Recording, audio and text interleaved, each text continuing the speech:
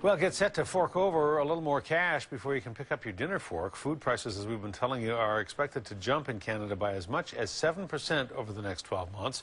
Bad weather is one of the reasons. The rising oil prices and unrest in the Middle East are another part of the problem. Astrid Brunschmidt joins us now live with what you can do to keep your grocery bill down. Astrid. Well, Hudson, with the spike in the food prices on the horizon, a produce that has to travel long distances before it gets to our plates is going to start to cost more. Do you want to get sour cream and cheddar on there?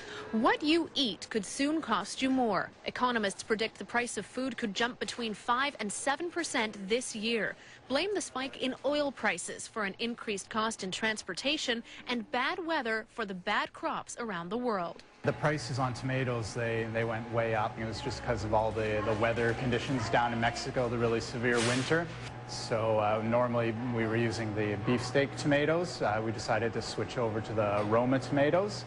They're about $10 less a case. But there's more to the world food crisis. The world population is going to increase by a third. You have to feed all those mouths, and the amount of arable land is not increasing significantly. The other issue is that you've got middle-class populations growing by leaps and bounds in formerly underdeveloped countries like China and India.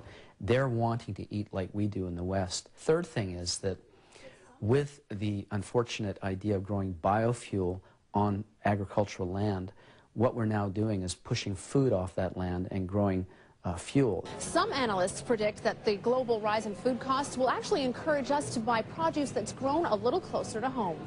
Because tomatoes that don't travel as far don't cost as much. A couple months ago, even before the freeze, they were probably around $2.49 or $2.99 a pound for a similar product. But now that the BC crops are coming in, the prices are coming down, and the product is getting higher quality. The root seller says local produce takes priority, and prices have remained fairly stable. On average, Statistics Canada says general food prices rose 2.1% in 2010, about the same as the general inflation rate. Still, some people are going one step farther, taking matters into their own hands. I took an urban homesteading course to grow my own food at home, and I've also signed up for a gardening class that I'm starting next Saturday. That's one way to beat the price hikes already announced by major food producers Loblaw and Maple Leaf Foods. What we need to do is strengthen our regional food system. And it's only by strengthening that regional food system in the context of a coherent national food policy that we're going to be able to protect ourselves from food price increases in the future. Because in the long term, buying local could be healthier for both you and your wallet.